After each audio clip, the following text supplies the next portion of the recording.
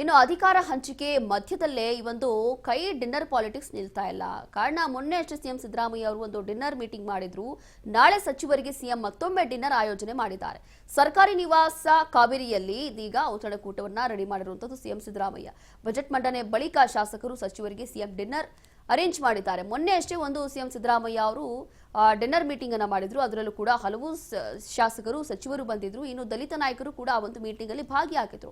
ಬಹಳಷ್ಟು ವಿಚಾರವಾಗಿ ಚರ್ಚೆ ಆಗಿದೆ. ಒಳ ಮೀಸಲಾತಿ ವಿಚಾರ ಇರಬಹುದು. ಅದಾದ ನಂತರ ಬಜೆಟ್ ಅಧಿವೇಶನ ಆರಂಭ ಆಗಿತ್ತು. ಬಜೆಟ್ ಅಧಿವೇಶನ ಆದ ನಂತರ ದಿಢೀರಾಗಿ ಮಾರನೇ ದಿನನೇ ಸಿಎಂ ಸಿದ್ದರಾಮಯ್ಯ ಒಂದು ಡಿನ್ನರ್ ಮೀಟಿಂಗ್ ಮಾಡಿದ್ದು ಎಲ್ಲರಿಗೂ ಕೂಡ ಬಹಳಷ್ಟು ಕುತೂಹಲವನ್ನು ಹುಟ್ಟಿಸಿತ್ತು. ಅದರಲ್ಲೂ ಕೂಡ ಸಿಎಂ ಡಿಕೆ ಶಿವಕುಮಾರ್ ಅವರು ಕೂಡ ಒಂದು ಮೀಟಿಂಗ್ ಅಲ್ಲಿ ಭಾಗಿಯಾಗಿದ್ದು ಮತ್ತಷ್ಟು ಚರ್ಚೆ ಆಯಿತು.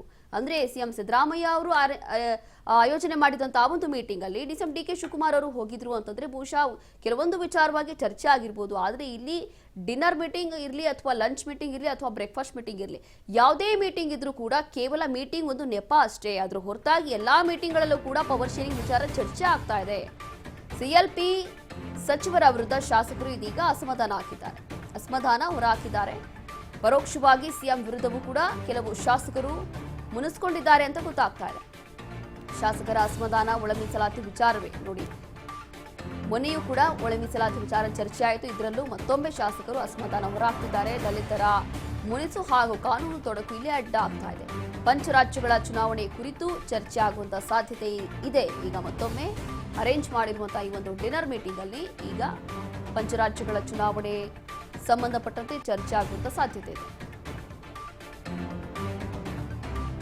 ಅಧಿಕಾರ ಹಂಚಿಕೆ ಒಂದು ಕಡೆ, ಮತ್ತೊಂದು ಕಡೆ ಸಿಎಲ್ಪಿ ಸಭೆ ಮಾಡಿದ್ರು. ಮೊನ್ನೆ ಅಷ್ಟೇ ಸಿಎಲ್ಪಿ ಸಭೆಯಲ್ಲೂ ಕೂಡ ಎಲ್ಲಾ ನಾಯಕರು ಭಾಗಿಯಾಗಿದ್ರು.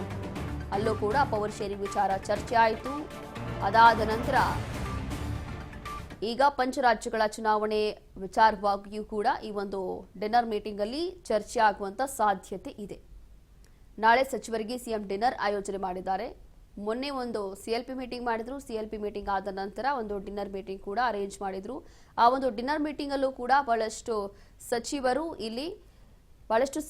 ವಿಶೇಷವಾಗಿ ಇಲ್ಲಿ ಸಂಪುಟ ಪುನರ್ರಚನೆ ವಿಚಾರವಾಗಿಯೂ ಕೂಡ ಚರ್ಚೆ ಮಾಡಿದ್ರು. ಹಾಗಾಗಿ ಇವತ್ತು ಕೂಡ ಡಿನ್ನರ್ ಆಯೋಜನೆ ಮಾಡ್ತಿದ್ದಾರೆ. ನೋಡೋಣ ಅದೇನೇನೋ ಚರ್ಚೆ ಆಗುತ್ತೆ ಅಂತ ಹೇಳಿ.